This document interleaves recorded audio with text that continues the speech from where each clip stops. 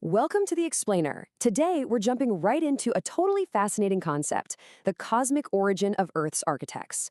We're going to unpack a highly detailed source text that actually bridges the gap between cosmic evolution and modern urban development.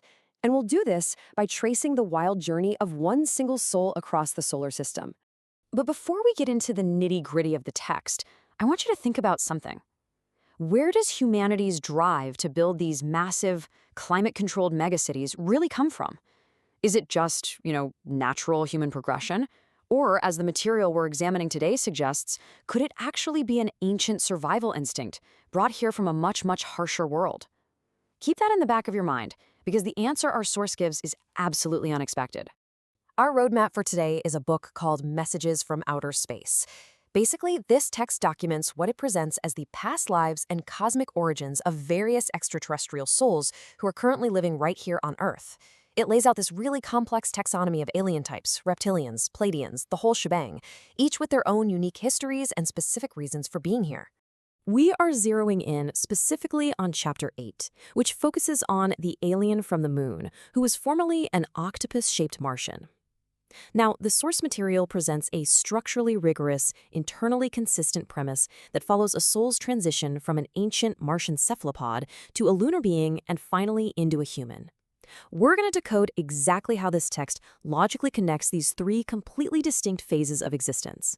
All right, let's start with the ancient physical form of this soul. The text describes an octopus-shaped Martian. And no, we aren't talking about a regular earthly sea creature here.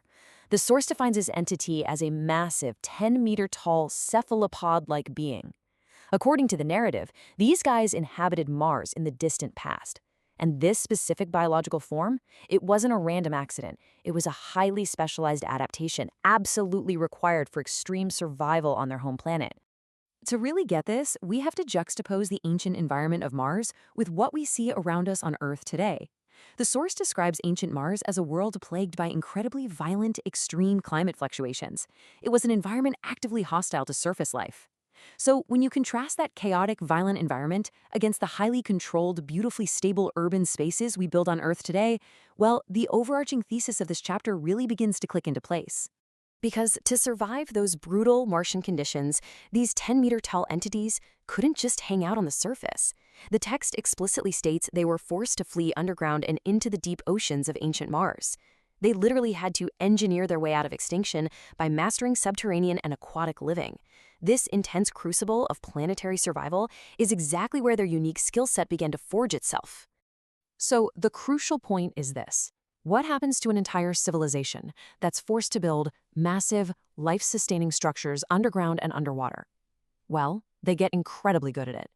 The text highlights some very specific Martian technological talents: advanced architecture, unparalleled spatial design, and total mastery over extreme climate control. And underpinning all of this is just a profound tenacity and a deep-seated survival instinct.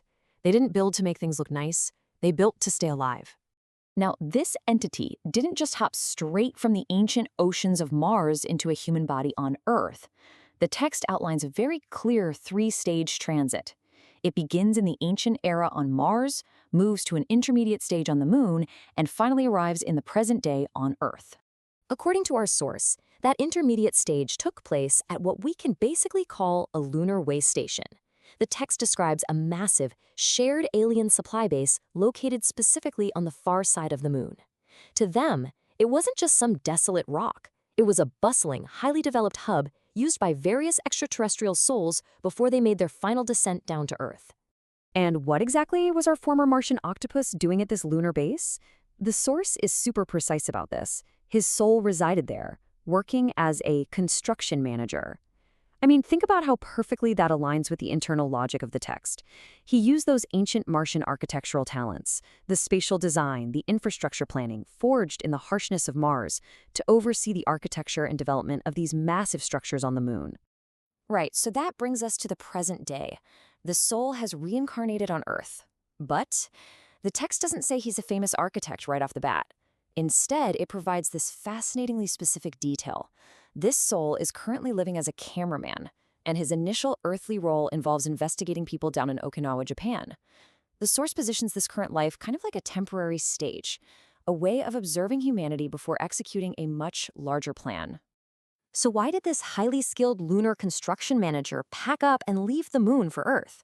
The text cites two main reasons. First, a cosmic event referred to as El Cantara's descent, which essentially drew a bunch of extraterrestrial souls here. And second, a fundamental, deeply ingrained drive to alter and beautifully change the landscape. That ancient Martian instinct to build and control environments, it's still completely active within him. Which leads us to his ultimate earthly goal. The text reveals that in his next phase, or his next reincarnation, this soul is aiming straight for Tokyo. He wants to be directly involved in the architectural beautification and massive urban advancement of the city.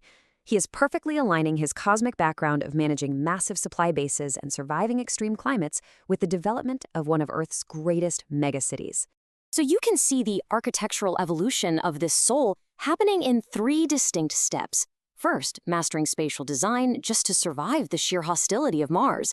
Second, utilizing those hard-earned skills to manage structural bases on the moon. And third, arriving right here to guide Earth's urban beautification and development. The ancient past is literally explaining his present-day earthly motivations.